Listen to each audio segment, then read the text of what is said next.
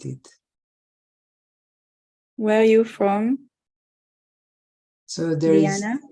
I put in the chat, I was born in Romania. I grew up in Israel for the majority of my life. I trained in the UK and I'm living in California for many years now. Mm. And Yael, who's also from Israel originally, is in Alaska right now for some years. Yes, I met Yael in a circle in Pardes Chana. We're doing like a WOP circle, but not in the Zoom. We did it In person. Yes. Nice. Yes. So it looks like this is who's joining us now. Maybe more will join us as we unfold and as we speak. And I'll turn it over to you, Yael. Thank you, Diana. Thank you, everyone, for being here. As Diana mentioned, we've had some interesting tech things happening, but it's like tech is always doing something, and it feels like it's the messenger of spirit kind of arranging things. So I guess this needs to be small and intimate, and really happy that we have the women that we have here, because yeah, you are such powerful speakers, and I see some faces that I know, Ma'o and Gladys, and welcome Anne. Is it Anne? So thank you for being with us. And so before we begin the actual circle, I'm giving the background always, and I'm going to do it this time. So these circles are based on traditional talking circles, as one of our elders here in Alaska called it. She's no longer visiting this world, but she was working with many indigenous people from many indigenous peoples and tribes and lands. And what she found is that these circles exist in many different forms in different traditions, but they have shared guidelines that she put down in writing and then handed it down to us. So the first thing about these guidelines is that we need to read those guidelines, even if everyone knows them. Just like if we are inviting everyone for a meal, the host will set the table, even though maybe everyone knows where the forks are. So we'll do that. We'll set the table and hopefully have a very good potluck. So this is a talking circle, which means the circle does the talking. We are doing the listening. We are asking for the listening to be as deep as the womb, which is, we find when women are leading it, it creates like an energetic womb. And so these are the guidelines to the listening part. Respect. This is a potluck of offerings. As you are listening, be respectful, even if something does not sit well with you or does not nourish you. You can just choose not to take it without rejecting it publicly. Just with yourself, decide with your own plate and palate what nourishes you and take that. Just like in a potluck, I would not push away your pasta to have my salad. We can do both. We can take bits of different things that are right for us without making others feel they're taking the wrong things or, you know, dissing anyone. So this is the respect as we listen and as we share, or as we listen to ourselves, maybe talking, and or our other selves.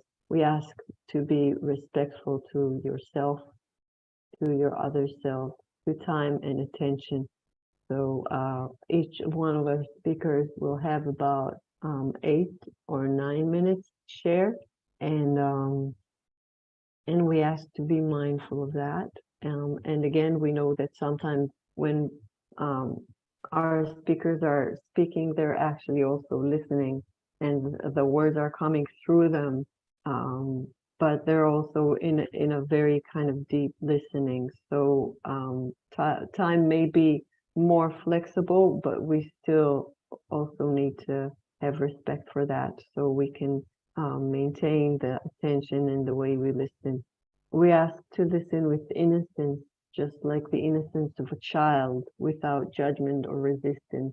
Like think about the first time you heard about baobab trees, okay? Or unicorns, or Santa Claus, or, you know, tooth fairy, things that you don't know if they exist or not, but it's a beautiful story. And first you listen and you take in the story. So we ask to postpone the judgment that we as adults are so used to, and just allow the offerings to be set on this table of ours alongside the other stories, truth by truth, dish by dish of this potluck. We ask to stay clear of agendas, of titles, of flags. We don't come here to do some marketing or lecturing or advising or arguing. We ask to just listen without planning what you would reply. No need to reply. Just allow yourself to open to what your other self is sharing. Like you're watching a movie and maybe you're a deer usually in life, but you're watching a movie about lions and suddenly you can identify with the lion. You can see your other selfness as a lion that is maybe your inner child that is part lion that you don't normally even hear. And now it's a chance to listen to that part, you know.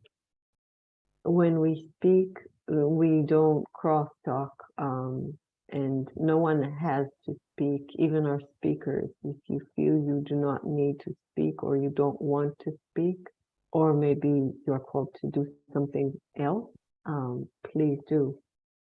And even if you do not speak, you will be heard. We ask to speak each person's truth, and our truth is not something that we were educated in school about, but something that comes from our own lived experiences. And these experiences can be very different. Even two people in the same situation can experience the same situation in very different, sometimes even contradicting ways. Something might be funny for someone and might be saddening or triggering for another. And we would like to allow the different experiences. So when we speak, we only speak about ourselves. If I experience something with Sabra, Antikumu Sabra, I don't say, me and Sabra were walking and then suddenly this. I can say I was walking with an elder of mine and then this and that happened. And when her turn comes, she can say I was walking with someone and then the same thing kind of happened, but I can say it was very funny and she can say it was disturbing.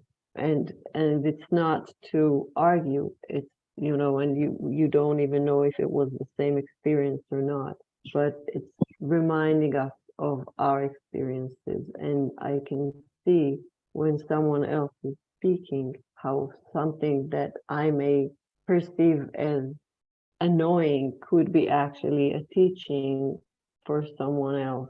And maybe they have learned something that I was so busy being angry at, I couldn't even see. And now that they talk about that or about their own experience, which then resonates my experience, I can see that which they learned from it and are now bringing to the circle. That is the power of the circle. It takes us on a journey if we allow it, and really weaves together the different threads of wisdom that will happen here with these speakers, which is why we asked them to come, and luckily they said yes. We asked to speak when the moment and the words are ripe.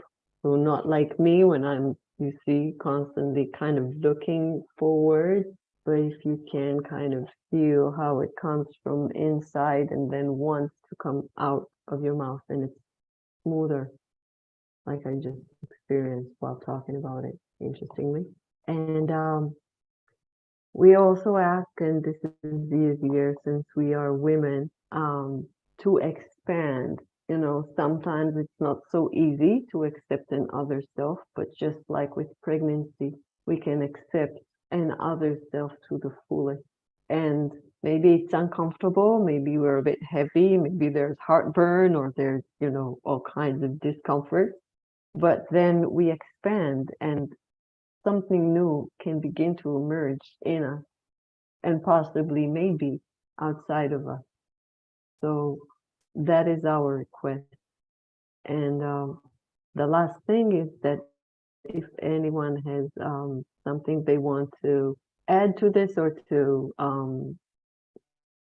and they feel differently or they feel we need to have another guideline, this is the time to suggest changes. So we will give about half a minute in case someone wants to say something. Please unmute and say it.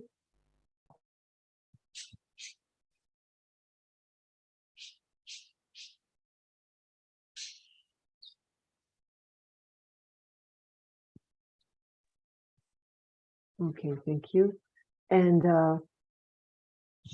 now we are actually beginning the circle, not talking about it, but actually doing it. And the way we do it is with an opening blessing to open the sacred space.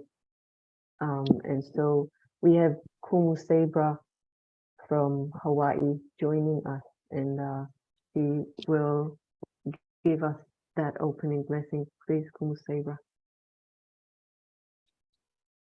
In the interim, there's been a misty rain that has come down. So I went under the cover for a little bit, but I come out here to this big tree that I love to go around and embrace with its huge roots.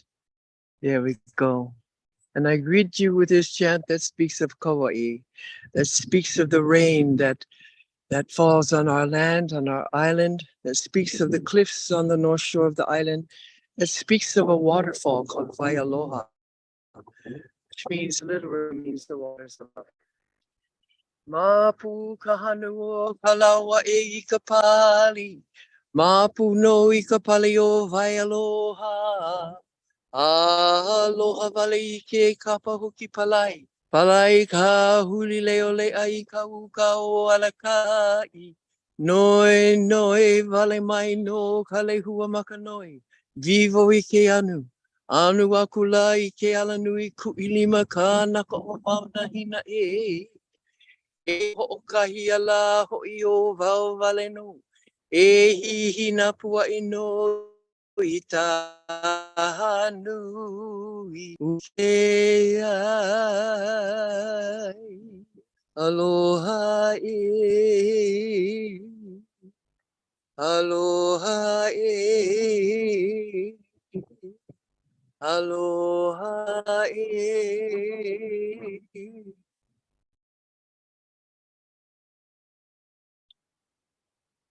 Surround each and every one of you and your families, your loved ones.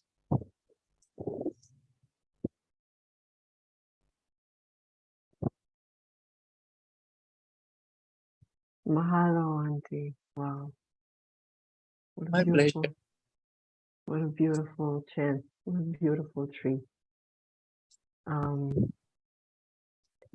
I did want to mention that we put a question in the middle of the circle, in the center, in the heart of the circle. And this time the question that we would like our elders to speak around or to is, how do we meet the heat? There's a lot of heat in many different places in the world in many different forms. There is heat outside of us, but also a lot of heat inside of us. And it's not always balanced. These times feel a bit very imbalanced as far as the heat. And so we have asked our elders to address this question and take it and lead us into that. And in order to do that from the deep places, not of the mind, of the head, but of the heart and the womb. Our elders here in Alaska say that when women come together in true sisterhood and connect to the womb inside them and the wombs around them, great healing can begin. And so the first stage is to connect to the womb, and for that we are asking Diana Lamb, who is doing womb work for many years, to guide us through this meditation to connect us to the womb. Diana, please. Thank you. I'd like to invite us all again, as usual, to start with rekindling the light. We're looking at the heat and how do we meet the heat. So at the moment we are kindling a flame within us, a contained bonfire, an inner flame, inviting us to close our eyes and to breathe out any doubts, to breathe out any fears, to breathe out anything that doesn't belong to this moment.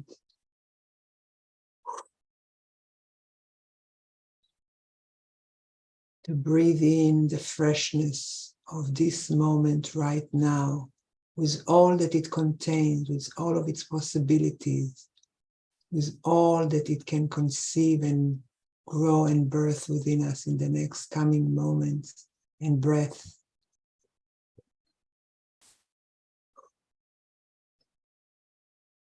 Inviting us to put a palm on our heart and a palm on our womb.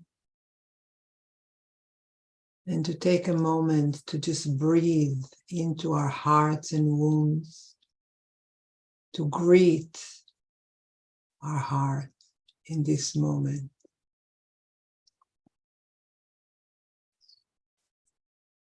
To greet our womb in this moment.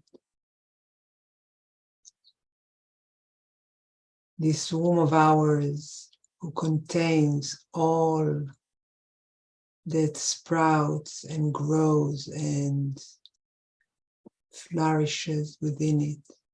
This womb that contains without judgment, contains without fear, contains without rejection. Let's take a moment to think inwardly of anything that we're afraid of right now in our lives that might be intimidating or scary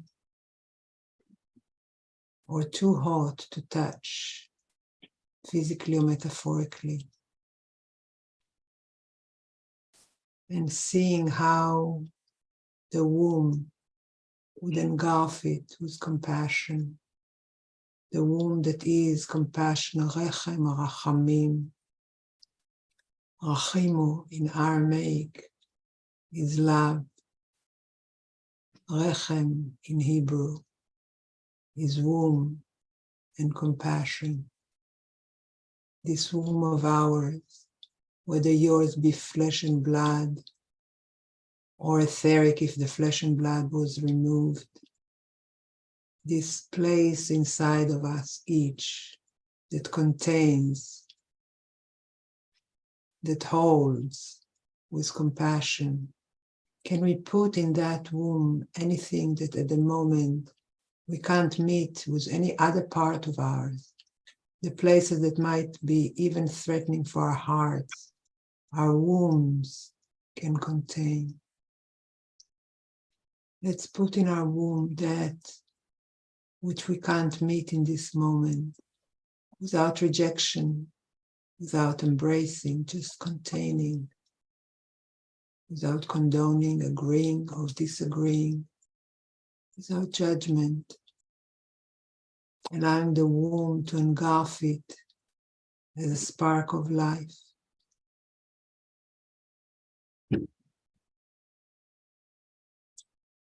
And asking our womb what can be conceived here. Allowing our womb to nourish and nurture that which we don't know how to meet, without needing to know how to meet it, with only being able to rest it inside of our womb.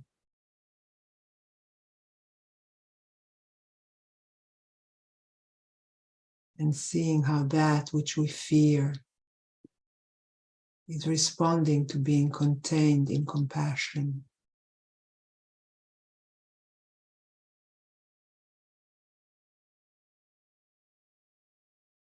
And allowing it to simply be.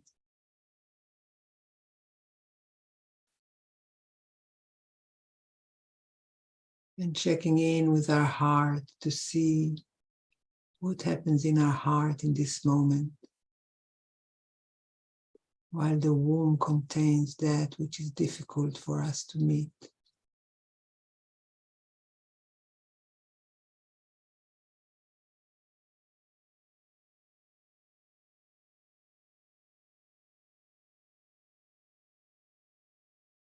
And allowing the womb to create its magic of transformation, because all that is in the womb does not stay as it started, but grows into life, into a pulse, into a beating heart.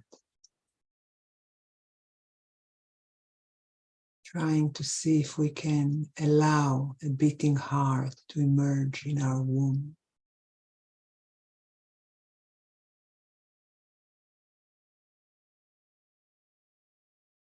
And allowing the beating heart in our womb to resonate with the beating heart in our chest, and with the beating hearts of each other, and with the beating heart of the earth, our mother, until we are all one pulse.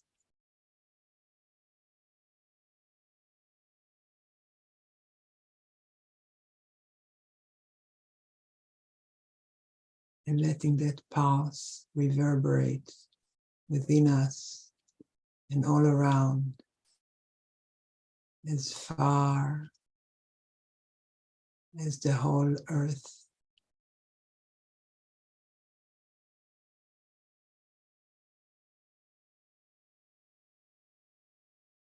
And letting our heart and womb know that in a moment we're going to shift our attention, but that there is an inner tuning in to our heart and womb that we will maintain and continue to keep inwardly.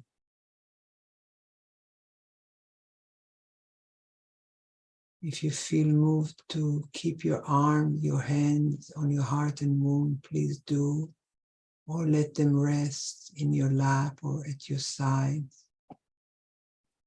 Keeping your eyes closed and bringing your awareness, your consciousness back into the circle,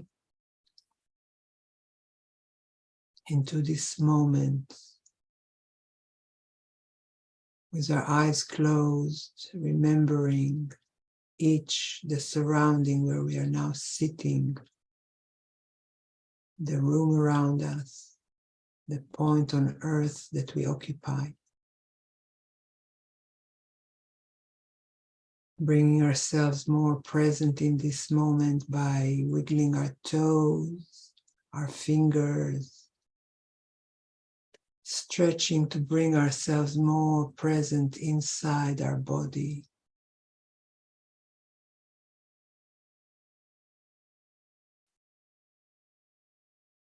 And when we feel fully here, in our consciousness, in our body, in this circle, in this moment, allowing our eyes to gently open.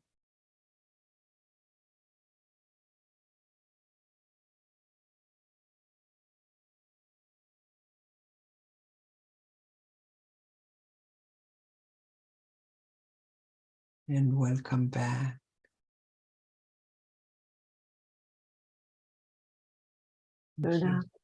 Thank you, Diana. And Ia Tahira, can you please share whatever comes to you, through you, with us? How do we meet the heat outside and within?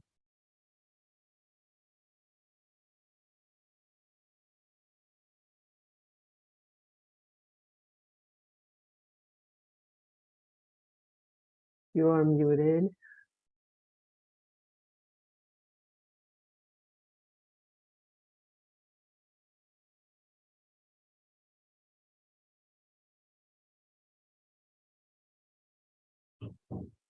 Okay, I had to go on the Okay. phone, so it's a little bit crazy here, the technology. Thank you, thank you. Speaking on the heat and the I look at heat and what's going on in our world as a form of contractions. Because always when there's time for birth, there's contraction.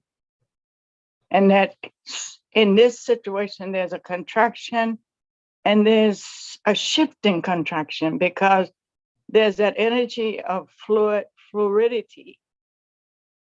Because in that contraction is water as well. So when we send in the water channels and understand how creation moves itself, I sit in St. Croix, in the Atlantic Ocean in itself represents a time, in that ocean represents the life force energy that feeds all the world, all the river. Also in the mysterious, in the cosmological knowingness of it, it also represents the life force that gives birth to life on earth, because everything in it is two-folded. You have male capacity, the Olokun is what we represent. We just been doing some ritual work with that. And the Yemaya energy, the mother, and this androgynous figure coming together, this male component. So our earth is doing this, it's pushing us back into that right relationship with earth herself, right relationship with our own womb space, and offering us this opportunity to forgive, to yield in, to detach from an old paradigm, from an old way of representing life on this earth. And she calls to us, the mothers who carry the womb space, who has the capacity and the magic to make it happen, no matter where we are. It could be 3 or 4 of us, but in right relationship with that womb space, that womb energy, we can make magnified changes in the spaces we're in if we just take time to return and remember those original blueprints, that original way of being guided as women and being these forces that bring life. So it's in our hand, it's falling back to us. So we use this heat for purification, to burn away. If we need to make sacred fires individually, get a candle, make a sacred fire, and look at what's blocking you from being that magical force that can change where you are in your community by just burning away that blockage and just yielding into that and allowing ourselves to breathe in and feel the fire in the body. Where's the fire in my body now? And what represents fire? Our digestive system. Sometimes you get fire in your heart, you're angry. Those tensions. And so recognizing where they are for us individually, because that individual fire that we carry also filters out into the world, and it feeds into that collective fire. We're energetic beings, but sometimes I think we get so attached to our materialized bodies and believe that that is the real who we are. And the other part of that, to go back and remember that we are the co-creators with creation ourselves. We are co-creators. We just forgot that we are the co-creators. So this is a time that magic is happening. Everybody, we're being called back into that right relationship. And we can take it easy. Be playful. Remember that we used to chase that energy in a way, in those playful ways. Found the way to how we used to chase that. Can we become playful and allow ourselves to be playful and to feel into that energy as it unfolds within, as without, as in and as without. Learn how to breathe back into that, not forceful, just breathing back into it and feeling that force as it moves. And sometimes we have to take that energy and wrap up in it and say, it feels so hot, but I am so grateful, grandmother, Father Sun, Father Moon, whatever we want to call those energetic fields around us. And I'm here. And we surrender to that. This is our time to shift that paradigm, to bring ourselves back, bring our life back into right order, to mend those broken hoops around the world. And we are the mothers. We are the mothers, and it's on us, and it's coming to us. It's at our feet now. So we can welcome it back in. Take time to let go. Thank you.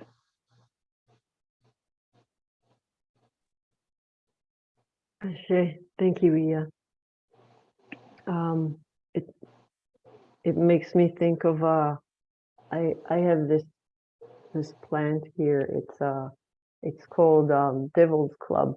They used to use it to it's got very sharp thorns. I don't know if you can see, and I got stung once.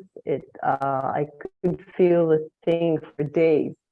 I'm walking barefoot and I'm very used to thorns, but these are, you can feel them like 5 days after and it still hurts.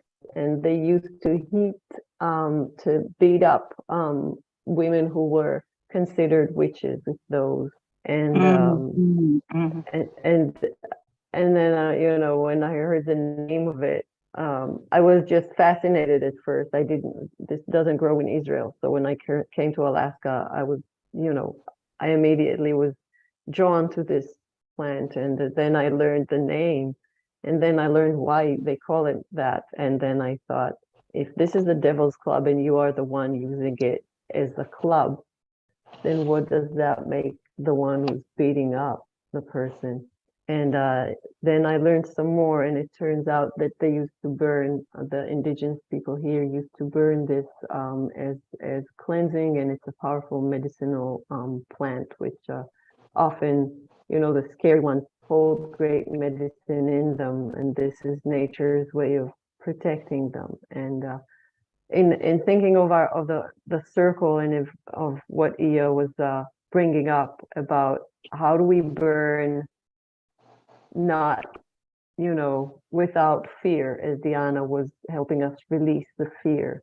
How can we burn in a conscious way and allow things to be let go, or to even be released into the belief in many indigenous cultures that when you burn something, you're letting the potential go into the universe. You know, we are left with the ashes, but what happens to the smoke? Okay, at first we see it, it goes up, but what happens after? What kind of potential can we release? And how can we remember the smoke and the fire beyond the you know, leftovers that are may not be pleasant because of the smell, because of the, you know, the kind of dirt they leave behind. So thank you, Ia, for allowing us that reminder of conscious burning and of the blessings and the gifts of fire. And one woman that knows plants way beyond what I can ever know is Celine from the Quechua people. So Celine, can you please speak to the heat to whatever comes through you. Thank you, elders. Thank you, Yael, for your report. Thank you for keep doing these circles. It's really, really important for us.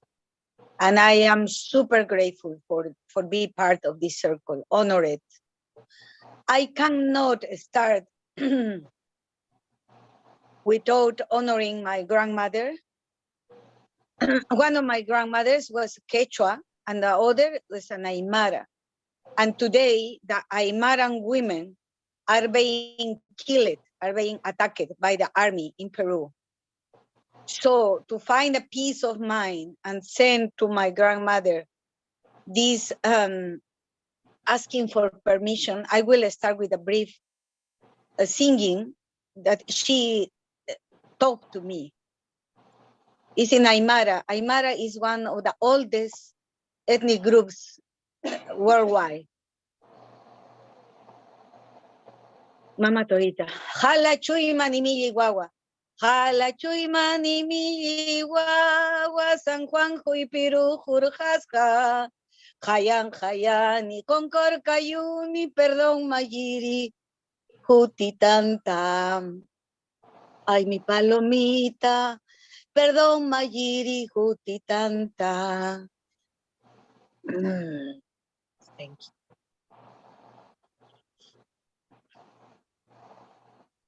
Thank you, grandmothers, for being here with me.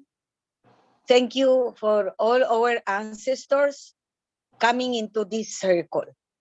It's very important for us having our ancestors here, supporting us and teaching us the right way to face this heating our Mother Earth is experiencing.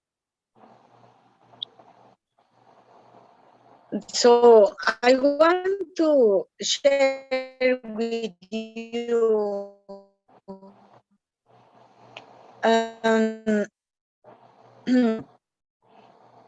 this knowledge about and the water. And it's an indirect relationship between women and the heat. In our indigenous communities, we used to plant and harvest water. It comes from centuries ago. It is part of our ancestral knowledge, and that is still practices today.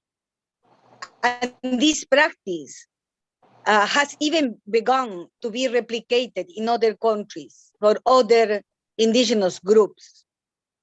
This ancestral activity is important for food security and for water security also. And has ensured the agricultural activity in areas where water is scarce, as well as where the water is becoming biggest, so we can practice this.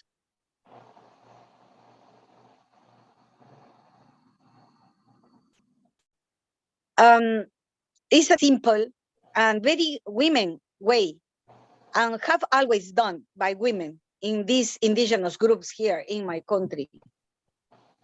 It's like raising our families. It's like raising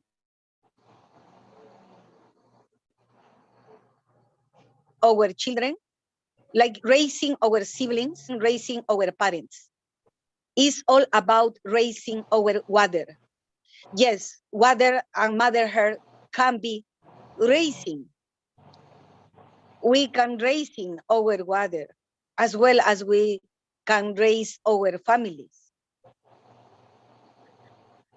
What does this millenary activity consist of? Consists in sowing and harvesting water. As a process of collecting, means sowing rainwater in the subsoil to recover it later. We call this harvesting water. It is done through the construction of infiltration ditches. We call cocha, lagoon, lake. It's a cocha's conservation practice. And it permits the recovery of grasslands as well as afforestation and reforestation. The idea is that women prepare for low water levels for the future. More important nowadays than even. This practice belongs to women groups and has also ensured agriculture activity and also food security for our own families, for our own indigenous groups. This is our secret. Is how we survive, how we preserve the life of our Pachamama, our Mother Earth. Due to its effectiveness, the planting and the harvesting of water has also permitted us other spiritual practices. When the water grows, after we plant water, many ceremonies come up. I wrote in the chat a link where you can see videos, how we do this, how we perform this. But I will share here. Even in the desert, even in a very dry areas, desert areas, we can start putting special stones, make a hole, a big hole, and put stones. And over the stones, we put black earth. And then we plant the seeds of specific plants, plants who can retain the water. So we will have a hole in the earth covered with stones, the stones covered with black earth, and then covered with plants. We will make growing plants. And then we are going to collect rainwater. And in a few months, 4, maximum 8 months, the water will start growing. Believe me, this happened. And we have been creating 150 ochas, means lagoons or lakes, coming from this practice. And this is not just alleviating the climate change, but ensuring the survival of our indigenous groups here.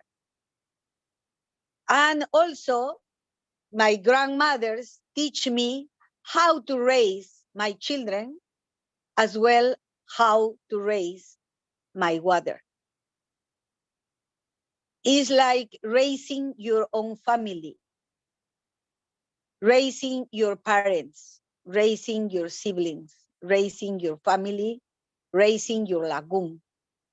And this is one thing that in my ethnic group, in all over Peru, this practice belongs to women. And by doing this, we have been for centuries committed with the climate change. And we are a kind of buffer for this heating we are experiencing now. Some of you will ask me, but in my area, there is an excess of water because the climate change. So we can use that situation to harvest more lagoons of water, to preserve. Imagine other ethnic groups, other indigenous, we are going to need this water. And it's very important. Water means life for us. And we need to preserve with love, with a lot of love for raising our cochas. I will finalize inviting you to close your eyes. Take a very deep breath, very deep breath. And offering your sweetest thought to the mother water. Our mother water we call Cochamama. Like Pachamama is the mother earth and Cochamama is the mother water. We will honor her and we will say thank you for being with us. Thank you for calming our quench of water. Thank you for giving us the life and providing everything we do need. We humans came to this world surrounded by water, the amniotic liquid. Translate this to the humanity. We human needs to recover that amniotic liquid. And this is an invitation to do this. Please close your eyes and be transported through this song to the Cochamama, or Mother Water. Hanung kanu kanura, hanung kanung ka, kanung kanung kara. Sirenita cantaré, ray, ray, ray, ray, sirenita danzaré, ray, ray, ray, ray.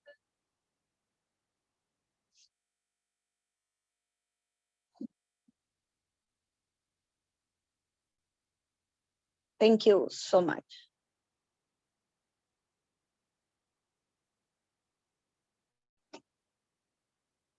Punanchiskama. Thank you, Celine. As you were speaking, it reminded me when I was in Africa, in Kenya and Tanzania, women are the protectors of water. And I was thinking of women's relationship with water. And as you were speaking, I was thinking how often we are like, oh, the water in my area is polluted, or the government put, you know, fluoride or all kinds of things in the water that I don't like, and nothing to do, or all we can do is buy water. And we forget that we don't always need the authorities to decide for us. There is an abundance, there is rain. And as you speak about, if we reclaim that relationship, and going back to the Devil's Club and the women that were burnt as witches, and how women were once the protectors of water and also the keepers of the fires. And how do we reclaim those right relationships, those balanced relationships with water and fire as women? And our elders here in Alaska say nothing is created outside, it's created inside first. And so I'm thinking about pregnancy that has that spark, that, you know, light, that fire of two parts, as I think we're talking about the masculine and the feminine coming together, and it comes together inside of our mother's womb, as every one of us, even those who haven't been bearing children. We were once that spark. And the next thing that happens is that water that was never there before I was pregnant, I never had these waters in my belly. Suddenly there was these sacred waters that allowed the existence of something that never existed before. So there's the spark, and there's the water, and there's the womb that knows both. And I do feel that we are called as women to go back to that knowing that is in us, and we forget it even when we have it. And so thank you for the reminders. And I'm wondering if you can share a little bit about the women, the Ayamara women, and the indigenous women in your country, and what they're going through, so we can conceive maybe a blessing to them. As Diana said, what is it that we would like to put in the womb? So if you can say something to that, Celine, so we can all put our intention together, because it's all about things coming together. We can't do this alone. So please say something. Thank you. Thank you. Basically, Peru is it's a country dominated by the bourgeois of white people. In my country, there exists a chromatocracy. As white as you are, as rich as you are. So indigenous people, I guess, all over South America, indigenous people, since the colonial times, we still being oppressed.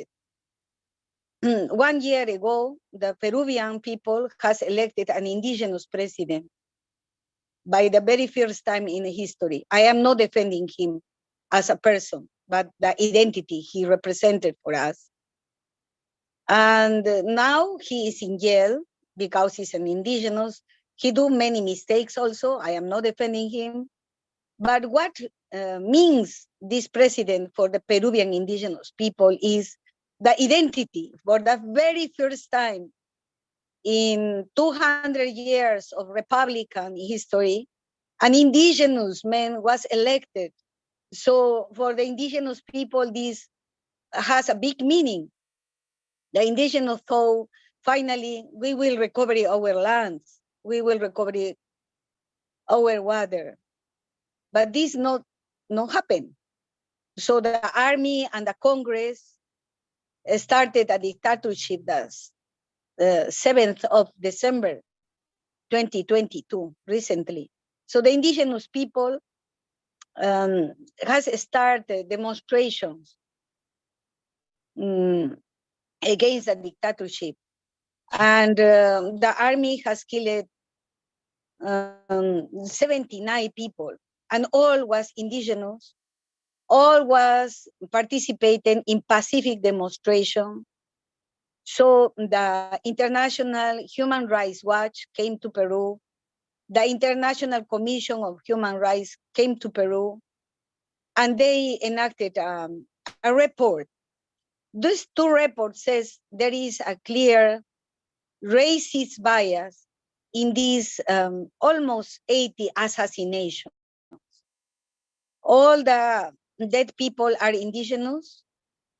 They are very young, and they were shot in the head and in the chest. And so now the families of these victims are claiming for justice. They came to the capital. What the indigenous we are receiving is more guns. So the violence is not going to stop against the indigenous people. So far this year, we lost 150 indigenous leaders killed by big companies that exploit the wood, the gold, and the agriculture in the Amazonian region, where the majority of our indigenous groups are living. Myself, I am also a Quechua from the Amazonian part of Cusco, Peru. So I am an indigenous Amazonian ethnic group, Quechua from Quillabamba. And so if you see the statistics in Peru, 80% of the population is indigenous, but we are underrepresented in the government.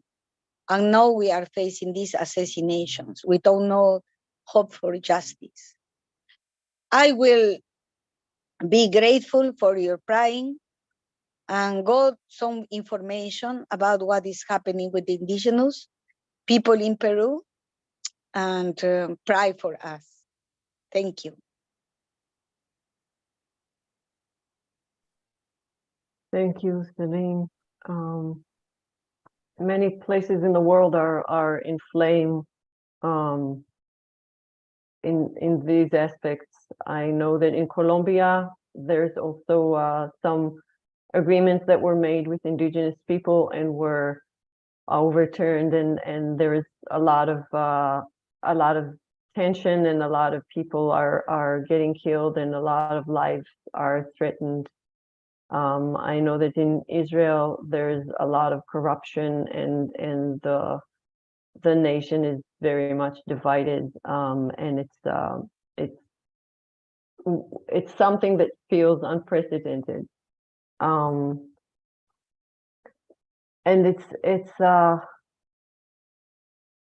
I once saw a picture before the war with Ukraine of Ukrainian women demonstrating, and there were some authorities, I don't know if they were police or military, but there were men in uniforms standing against them, and these women were carrying pictures of their loved ones, and one woman was holding a mirror.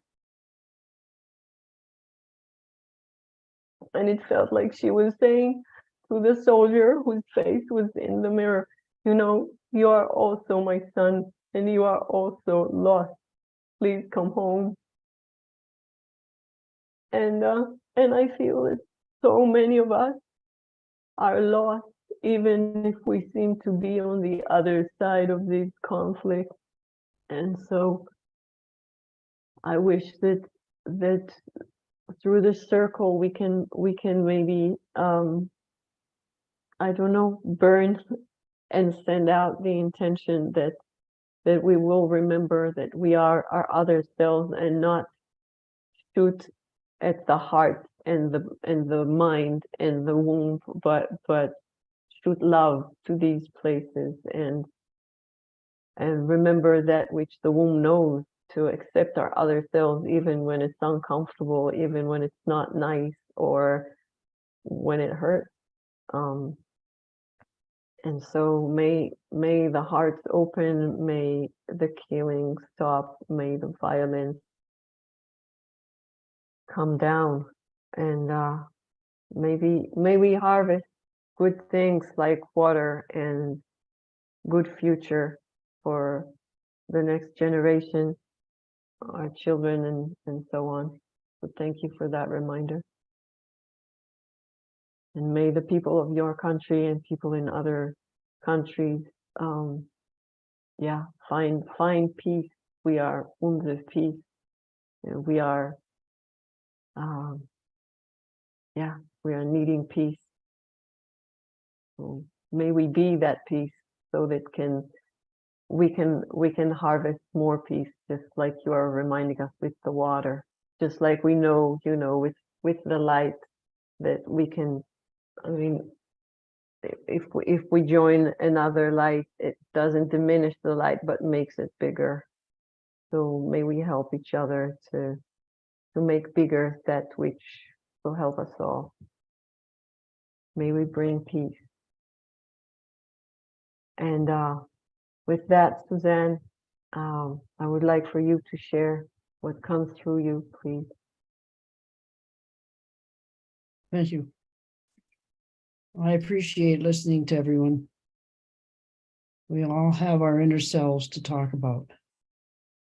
And that's what I'd like to talk about now.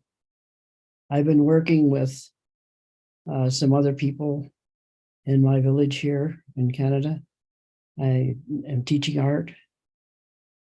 And I started with a new way with working with my students. And that was to make a blind drawing. And I would suggest every one of you try that. A blind drawing. Because what I've been talking with them about is it's not the outer self that is causing any kind of trouble. It's the inner self that we don't teach. When we go in a classroom, here's what you're going to read, then we're going to have a test, then we're going to have this, then we're going to have that. And you sit there thinking, what am I in here for? What am I to learn from this? And that's what I'm finding. I've taught in the university for years, taught art, and I've just seen it go downhill as everybody's judging everybody else's work. Is this good? Is it bad? The whole thing about the artist, the great artist, and every one of you are great artists, and you don't even know it. I'm serious. It's the inner trip It's the inner selves we don't talk about, we don't admit. How many of us on this talking today are sitting there listening and forgiving every single one who shot my brother, my friends, shooting people all over the world? I sit there and cry. Maybe you do too. But I sit there and I hear the tears coming down and I say, you know, if someone could help you with understanding what's going on in your inner self, it would start to change your mind. And that inner self has a light. And every one of us are born with a light inside us. It's been proven by operations on the mind that there's a light down in the center of the brain. Maybe some of you have heard of that, but it's true. There's a light. And it's come through from people who have dissected the human body and have come across that and have done operations on the brain and have mentioned, oh my God, there's a light in there. Doesn't have to be big, but it's a light. And I don't hear many people talking about the light that's inside us, the capacity to forgive. Forgive all those people that are shooting. I cry. I listen to the news every night. My friend says, why do you listen to that news every night? And I said, so I can cry and know that these people are sad. They're not in touch with themselves. So it's easier to pick up again and kill you. Then I can feel good. And you never do. And so I've talked to my art students all the time, and I've got them now drawing blind drawings. Try it. Get a piece of paper out, get a pen out, and shut your eyes and make a drawing. Then open your eyes and see what you got. And most people will say, that's a dog's breakfast. Well, it's better than no breakfast. So you look at what you've got and you realize that drawing, it was a drawing. A drawing is making marks on the page and doing all sorts of things with it, whereas whether it's a portrait or whether it's a cup of coffee, whatever. Do a blind drawing, but close your eyes. Don't open them till you're finished. Then look at it. Look at it this way. Look at it this way. Look at it this way. Look at it this way. Look at it this way. Look at it this way. What is it that's going on inside you? What is it? Then select 8 or 10 or 12, 15 colored pencils, and color that drawing. You might be very surprised. There's a quote I'd like to tell you. It's called using your own light. Seeing into darkness is clarity. Knowing how to yield is strength. Use your own light and return to the source of light. This is called practicing eternity.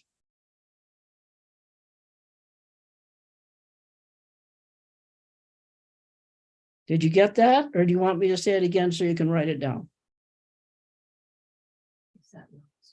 What? Then Helen's reminding me that is Lao Tzu. Have you ever heard of Lao Tzu? That's him. And I've got this in my book called Catching the Light. And I'm talking to my students about this, catching the light. And they're going great guns with their blind drawings. They're just going at it. And then when they look at it, they go, huh. But then when I say, look at it with your inner light, that came out of you. That wasn't copied from something. That wasn't learned in art school. That wasn't learned from someone else telling you how to draw. That's coming from in here. And it's in here where all our problems start. And that's one of the things I want to talk about, because I watch the news and I say, fuck it. We're killing each other. We're all going to be dead this way. And then I say, okay, sweet, we'll get it together and teach it. And that's what I see, that every single person on this planet, I am not kidding, is important and is beautiful. Every one of you is beautiful, every one of you. No matter what's happening, look inside. Holy Spirit, help me to see. Because we were never born. Do you realize that? You're never born. The Holy Spirit is not touchable.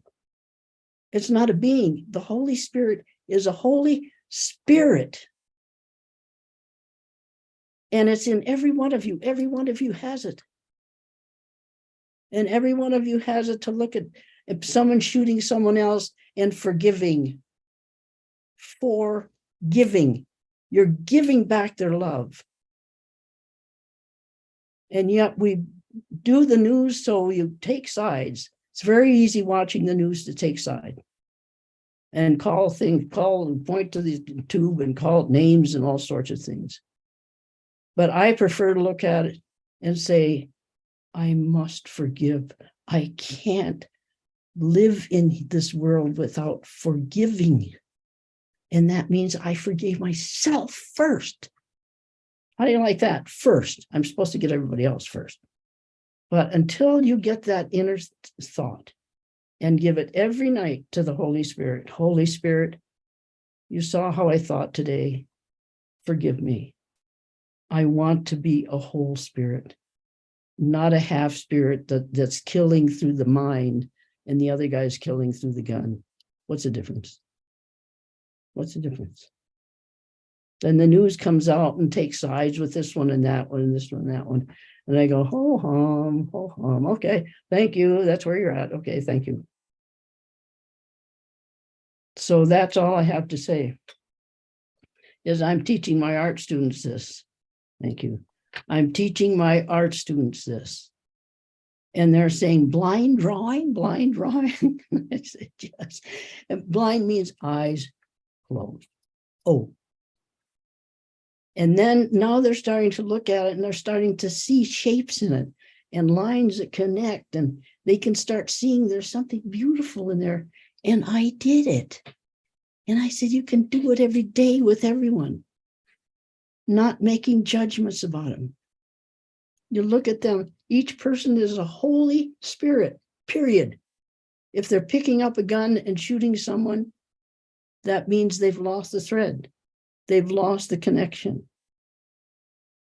Let's get the connection back. That's all I have to say.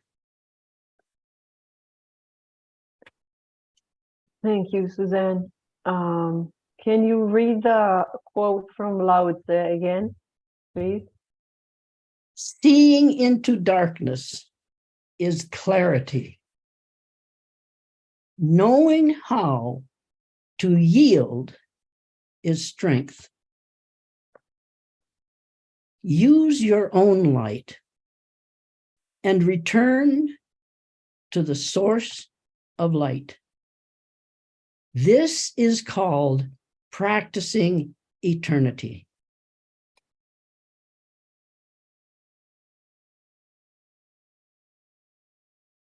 Thank you. Thank you for listening. Thank you very much.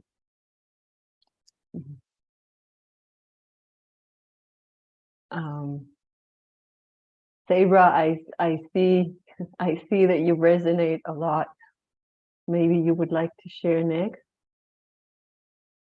No?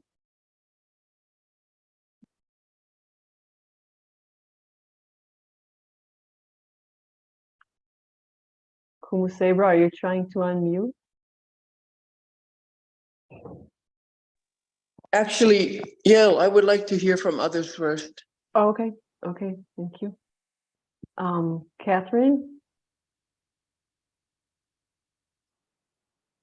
Kia ora. I first just want to pay respects to the speakers who have gone before. I mean, Diana mentioned, the heart connected with the heat. And Aya reminds us of the fire of co-creation within us, and Celine described the heat of tension and conflict in her country. And Suzanne just referenced the light of the inner self. So if we want to be talking about, how do we utilize this heat that we have within, without, at our disposal, we've got a wide palette of concepts to draw from. It's just marvelous. And speaking of fire, heat and fire, the Māori word for fire is ahi, ahi. And that word ahi has two words in it, a, which references Ra, which is referencing the sun and light and enlightenment, and he, referencing hihiri or energy. We're talking like cosmic energy, universal energy, creative energy. So amazing that fire would contain these concepts within it. Not really amazing that we use fire in our traditional ceremonies, as has been mentioned on this call, because it's a purification energy, just like water. Here's another interesting thing. Our Māori word for woman is wahine, singular, wahine. Now, did you catch the word ahi in the word woman? Funny that. And if you're imagining, the fire of a woman, we all know fiery woman. Hey, Atua bless the fiery woman. If it weren't for them, where would our world be? We'd be in a worse place than now, believe me. So I find that, very interesting. At this point too, I want to recognize one of our Māori people's very famous fiery women. Her name was Whina Kupa. And I also need to mention that her son, Joseph, passed away recently. He was an elder, a kaumātua of mine that I, really respected and worked with. So I just remember him and his mother, Whina, at this time, because Whina changed the world. One woman, and her radical obedience to high standards, not her civil disobedience, but her radical obedience to high standards. She left a legacy here in Aotearoa that changed everything politically, in consciousness, for Māori land rights, for the well-being and social justice rights of women and children and families. That was her. So taking on that energy of her, I think would be great for anyone to do, regardless of gender, actually. Because we know, look, and I asked to be spotlighted because I drew some cards, as you do, for this session. I drew 3 of them. The first one, amazing. Sorry, it's back to front. It says action. It says action. And there's a lot of interesting things in this card. Firstly, red, for the blood of the earth. Papatuanuku, Pachamama.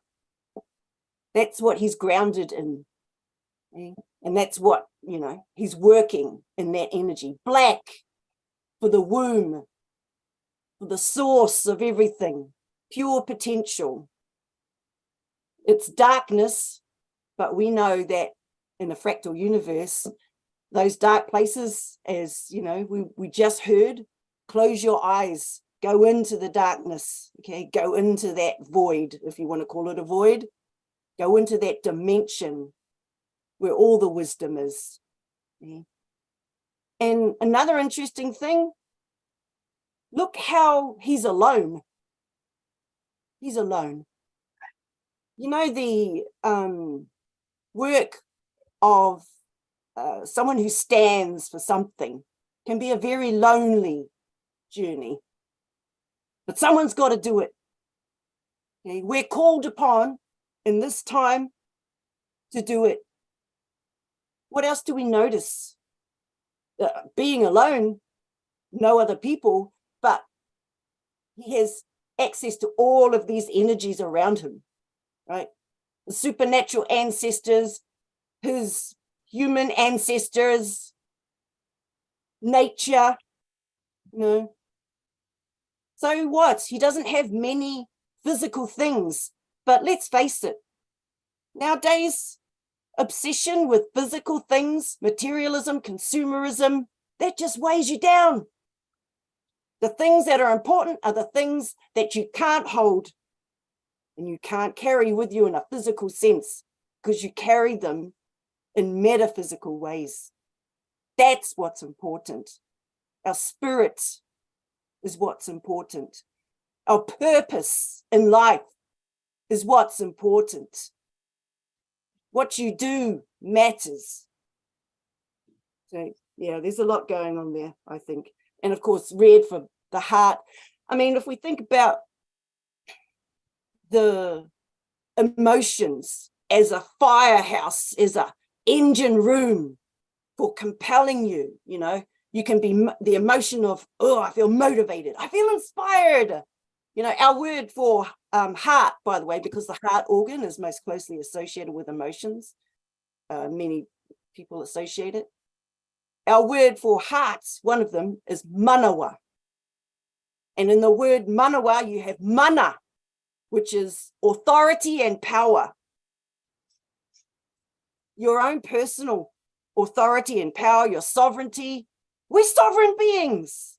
The governments are meant to be our servants. But instead, these days, as you know, Celine was saying, the government's, you know, corrupt. How can we fix that? How can we change that? How can we come together with all our hearts, network all our hearts, and do something about that? Because we should. There's a lot riding on this. These are critical times. If there's one time that you're going to stand up and be radical, it would be now. When would you wait for? What other time would you wait for? Sometime in the future, when there's no more biodiversity left? We're in the 6th mass extinction right now, people. Now is the time to stand up and be radically obedient to a higher purpose. It's not tomorrow. You know. The other cards I drew, just out of interest. Oh man, this is good. Leadership. So the dominant color of this card is green. You'll see. Green is a very healing energy. If we're thinking of chakra colors, red is that base chakra. It's what, you know, the passion, you know. Green is healing. You need to be a leader of wisdom. Tap into all the wisdom. And that's, you know, the kind of leader that we need to be. Someone who heals. And the last card I drew, oh, discipline. Not any kind, self. Oh boy. So if you put all of these cards together, it's like a mathematical equation. It's like a formula for success. And we need to utilize, you know, the fire of knowledge, higher knowledge, to guide us in everything we do, because we are in critical times, people, critical times. So thank you for the time to share. I had other notes, but I went off script again, which is how this ought to be. So, kia ora. Kia ora, Catherine. Thank you. Yeah, so much is coming in. In Hebrew, we also have the connection between woman and fire. I will leave Diana to speak about that. It's interesting how ancient languages kind of have some truths that are in them. And also, I think some of the words you mentioned, I think I heard mana from Hawaiian people, but I think it might mean, anyway, maybe Kumu Sabra will speak to that or whatever comes, but it's just listening to the words is interesting. And if you want to put in the chat box some of the words that you were mentioning, that would be great. And it's interesting, the cards that you were showing, because it's always a person alone, and you were talking a bit about that loneliness. And when Suzanne was, when we talked before this circle, Suzanne was talking about going into the blind drawing, and I said, for some people, this could be scary to do this alone. And so what we are starting to maybe conceive together is possibly a session with Suzanne and maybe others to do this alone but together, which is very much how I think a lot of us are feeling very much alone. I think Diana introduced me to this saying that there is it's never crowded at the tip of the arrowhead or something like that, and it can be a very lonely journey. Our elders here are telling us the time of the lone wolf is done. So many of us, standing up to 2 things that they feel are unjust, or 4 things that they feel are just, are doing it very much alone.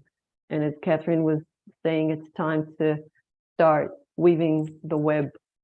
And so one of the ways, we are still in process. We don't have a date. We don't have the structure that just came yesterday when talking to Suzanne and Helen. And so, but we would like to offer a session that would be maybe not just telling you about it, but actually allowing us all to experience it, with Suzanne leading us into art, and maybe others, other elders would join and gift us with whatever your ways are, and you can kind of take us into that experience and allow us to experience some of what you're talking about.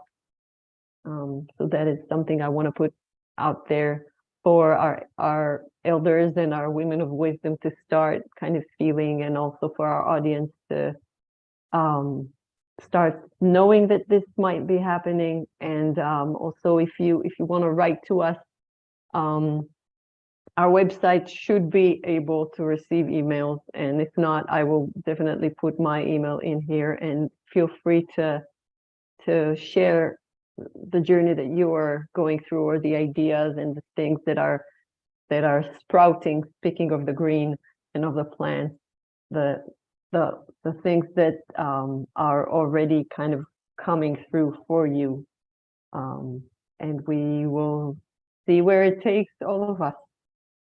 So that is something I would like to put out there. And Diana, do you feel you can share? Yes, thank you, Yael. I want to thank first everyone who spoke so far. Everything, the fieriness, the wateriness, the depthiness of it all is just deeply touching to me. I wasn't going to talk about Hebrew, but yes, I heard you, Catherine, talk about fire and woman, and there was no way not to mention Esh, fire, Isha, woman. Esh, Isha. So the fiery woman.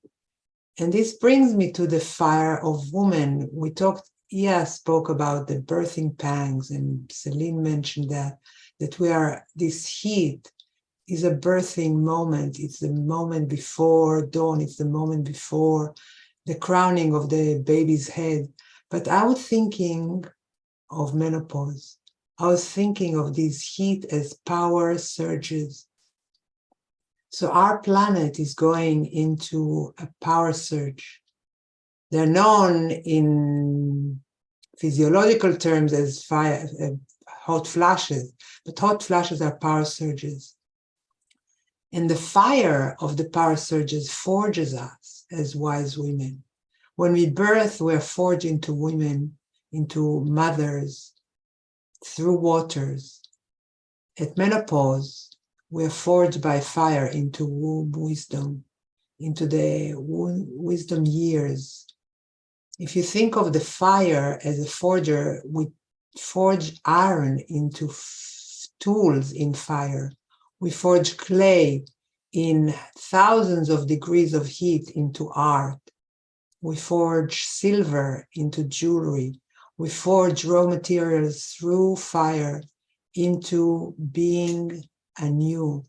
into a new dimension, into a new artistic form of ourselves.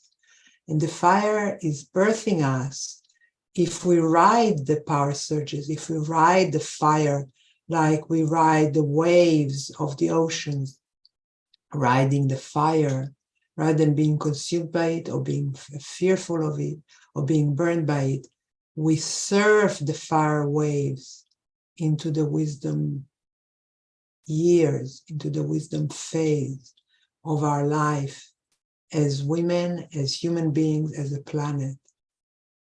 I was thinking of what Yael was saying about at the beginning, and says every time about the buffet, where we don't push away the pasta because we want the salad.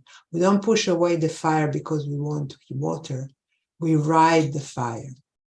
We meet the fire. And I was talking with Yael a while ago, last week, in fact, about the capacity that we have to contain.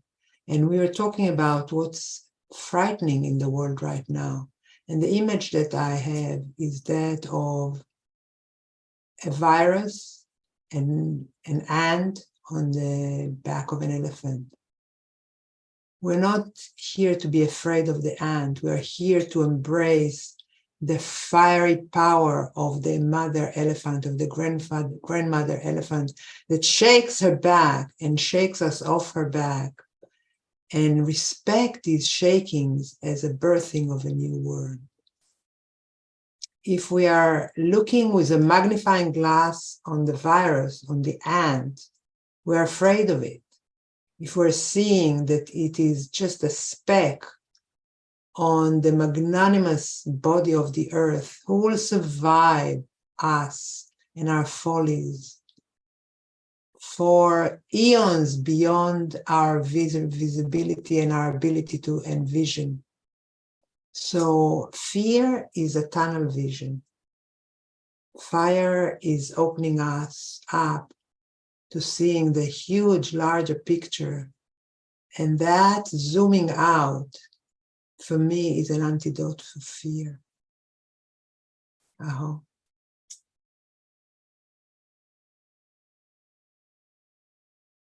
Thank you, Diana.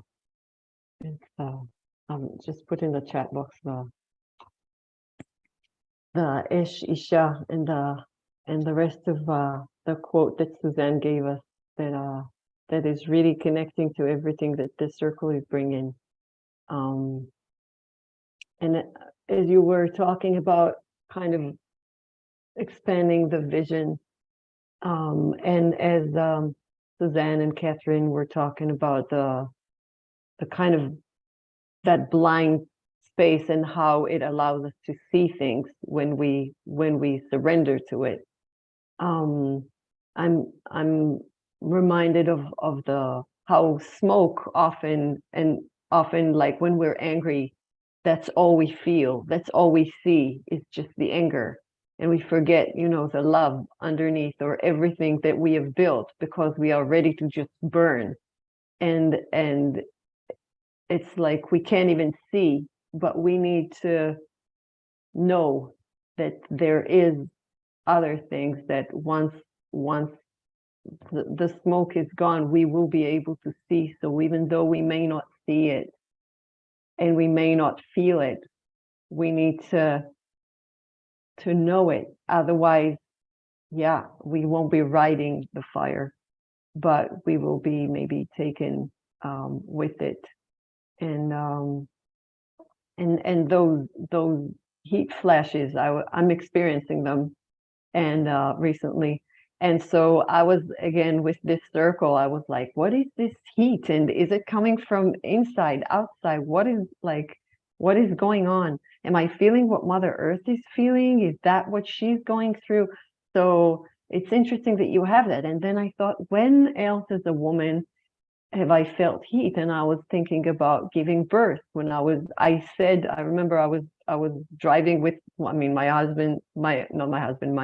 kid's father was driving me to the hospital, and I told him, I'm burning with this, contractions. It felt like burning. I was burning inside. I was like, I felt like a volcano. This has to come out. And it did. She did. And so I was like, oh, wait a minute. We have that. We have those fires. And then I thought how sometimes women, when they want to know when they're ovulating, they check their temperature, and the temperature is rising. And so we have these understandings of fire within, of the heat within, that again I feel we are called to bring back, as Celine was reminding us, this is about, a lot of it is about women remembering, recalling things that are in us, and we often forget because we all were there, and I don't remember how I was in the womb. I'm being, I think, gradually kind of piecing together some shreds of it, but the tendency is to forget, and this is also why we need each other, and this is also why I personally am doing these circles. I'm inviting, a lot of people in hopes that you won't see that it's actually very selfish, and it's something that I need to survive. So thank you so much for all of our elders and women of wisdom that are speaking in the circle and that are not speaking in the circle, and everyone who's listening and helping us remember this. Because this is, to me at least, it's very, very, very needed. And so now I'm wondering what Kumu Sabra is going to help us remember next.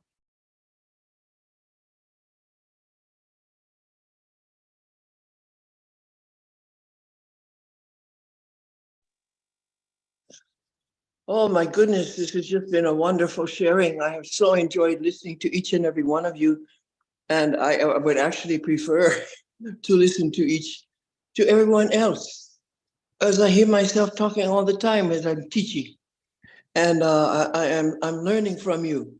And I am looking forward, Suzanne, to drawing blind. I have never put a blind and draw something blind. Oh, I'm going to tell my friends who are art teachers, can we do this? May we do this? I like to see what happens, what comes up with. This is very exciting. I am so enjoying hearing from each one of you. And Catherine, we're related. The Maori and the Hawaiians are so related.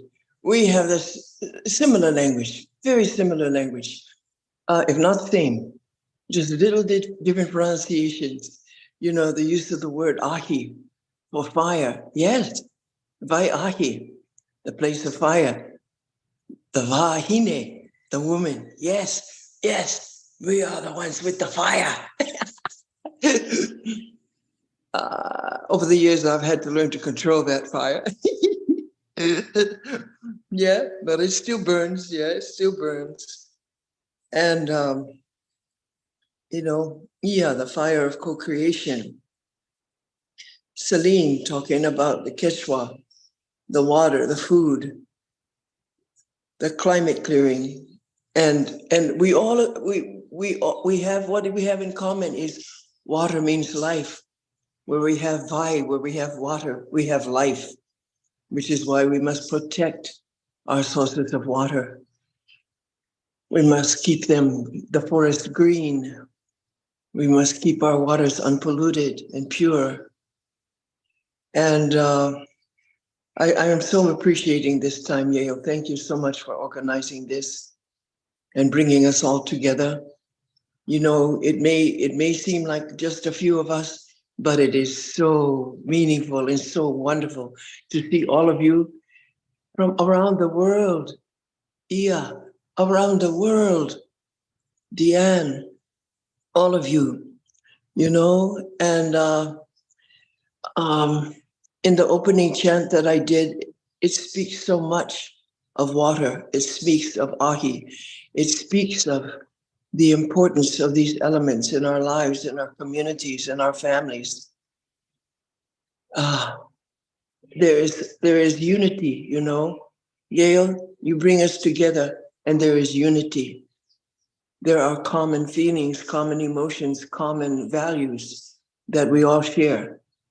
The value of life, the value of our children, the value of peace, the value of love, the value of fresh food. When I first returned to the islands 35 years ago, the elders told me that this island was totally self-supporting up until World War II. We had all the food we needed. We had all the homes we needed. But when World War II, the barbed wire came up around all the beaches, all the ports, all the harbors, and the men could no longer take their fishing boats out. So everyone had to fish, you know, from the shore. And things changed because that's when food began to come in from outside.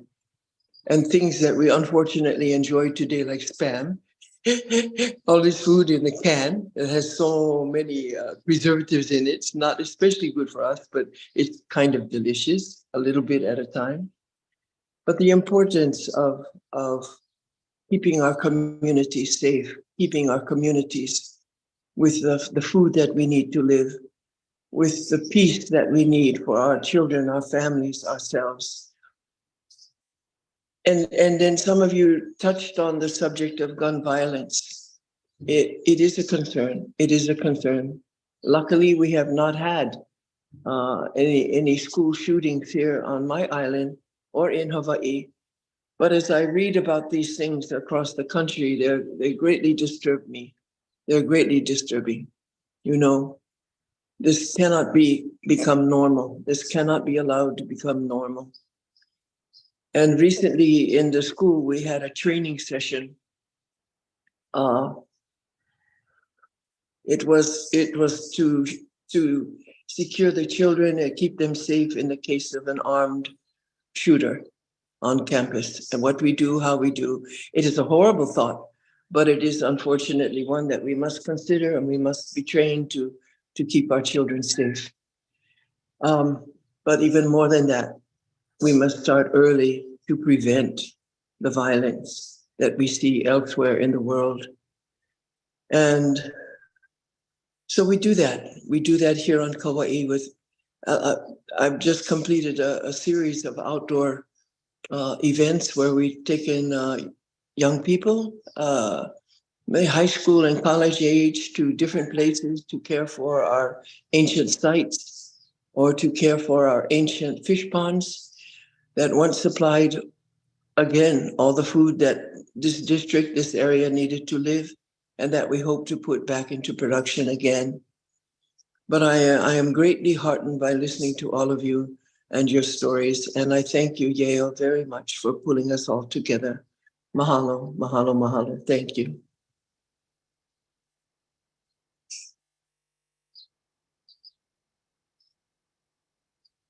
Mahalo to you, Kumusebra. And yeah, I've now that I've been to Kauai and I know how magical this place is, it's like, I don't know, I wish it could go back to being the way it was before the wars. Like, it's interesting how the wars are like present today in the circle, as we are asking for peace, and firearms are so present when the heat is up. And yeah, and it's not about, you know, I mean, in Israel, so many of us carry guns because all of the Jewish, not or ultra religious, are going to the military, and so we've all carried a gun, and you see a lot of guns in the streets. But it's interesting how we never have school shootings, for instance. Like, it's so, like, there's even kind of consciousness about culturally where you are allowed to do this kind of violence and where you're not. And how do we expand the nonviolent and how do we deal, as Suzanne was talking about, our inner self. And as our elders here are telling us, you know, if you want to, the most unselfish thing you can do is to heal yourself. And as we are all our other selves, where in me can I find the violence, and how do I disarm myself? Is kind of, yeah, where I'm called to look to. So thank you all for these reflections and mirrors and questions and the great wisdom that you've given us today. And before we adjourn, we will open the chat box for a few minutes for our listeners. If you want to put anything that comes to you, a question, your own sharing, an offering of other sorts that you have. This is the time we will be silent for 3 minutes.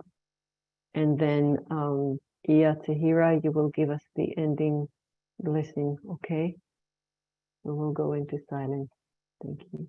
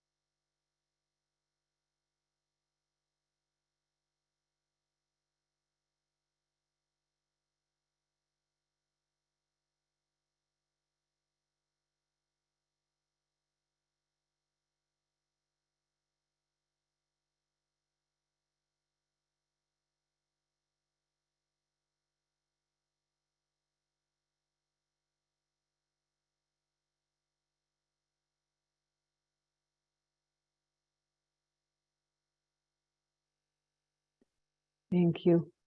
Iya, can you please take us to the lesson?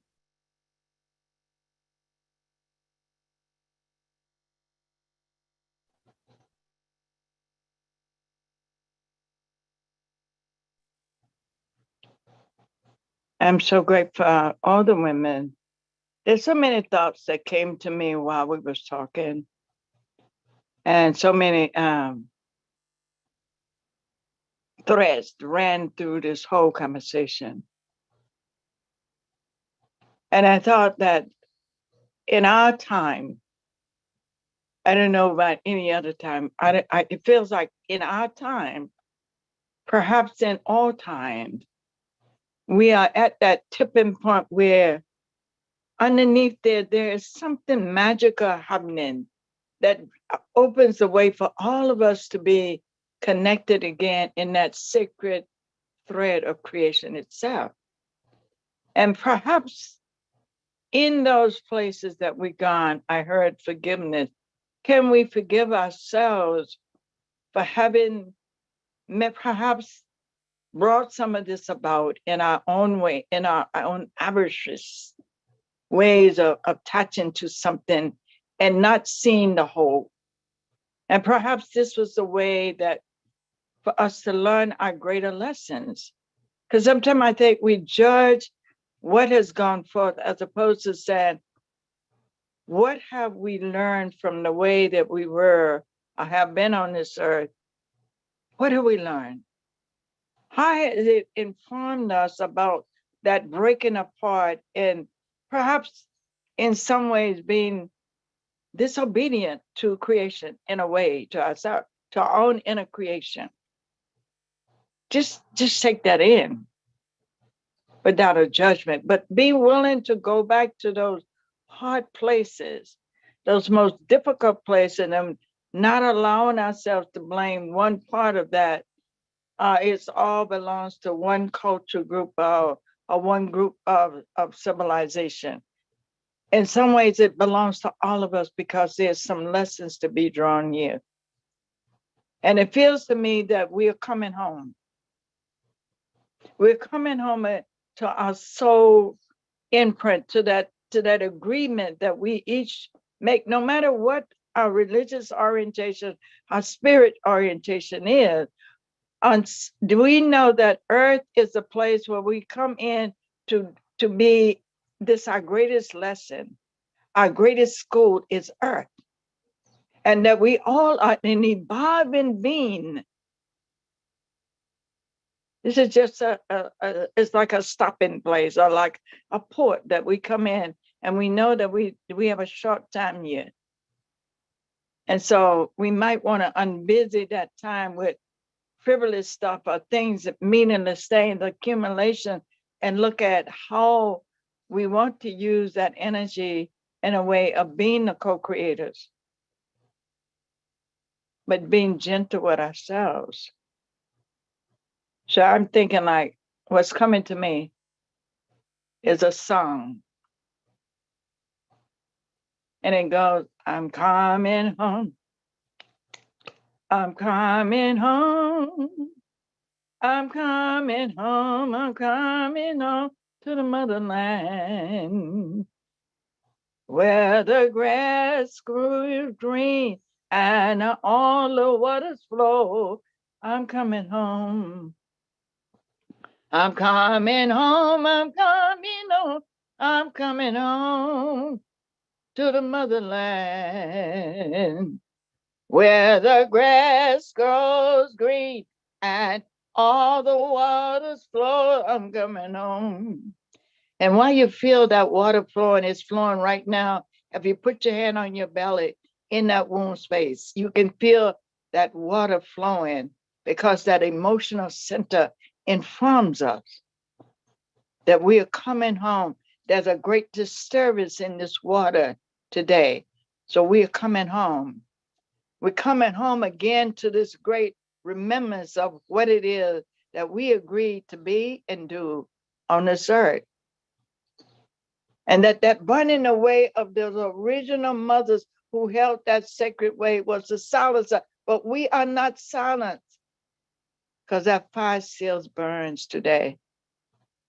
So we are coming home where that grass grows green and all those waters continue to flow. And we connect them from all the river places, all the lakes. And we know that everything leads back to the greater whole. Everything. Water finds its way back to source, that emotional connection. And if we could just dream and breathe into that in our meditated time and envision maybe in that blind board, that maybe it will emerge even when we're doing that blind drawing. It's finding those threads that leads us back to that wholeness of creation in this new, like my elder tells me, this new dispensation where we have an opportunity to say yes, that we can come home again, to be the greatest of our human evolution. We can come home. And so it be, I have a bowl here. It's from the ocean, the Great Atlantic. And what I'm going to do is collect this energy that came through today in this bowl, and I'm going to take it back to the Atlantis. Because right now in my sacred work that's being done, we have a prophecy, a reading that was given to us, that right now is a time that we need to honor the deep resources that lie in the bottom of the ocean and give gratitude and look for how we can become the most prosperous creators on this earth. So I'm going to take our prayer in this water, in this bowl of water that I collected from the ocean, and I'm going to take it back to the ocean. And so if you want to just whisper, oh, great mother, whatever your prayer is, I don't know what it might be, just trust that energetically it's going to be heard. Energetically, we're not alone. I think we find ourselves in the doing too much as opposed to the just trusting and being, because we're not alone. So to all the ancestor spirits and all the elemental spirits, the water spirits, the tree spirits, and all the medicine keepers, the earth spirits, to all of the spirits, the rock people, the crowded creature, all of those who service this great earth, we thank you. And we are so grateful for this opportunity to come in right relationship with our great mother, our great womb self. And so it be. And so it be. Ashe, Ashe, Aho, Amen.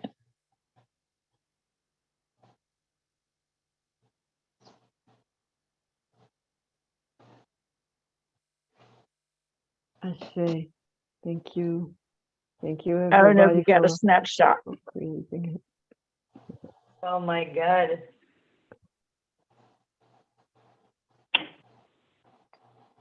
And we are going to stop the recording. And so if our audience wants to unmute yourself, say something, please do. Mhm. תודה, יעל. So that's yours. Tina, can you please stop the YouTube? I can't Huh? do it for some reason. Can I do what? Stop the YouTube.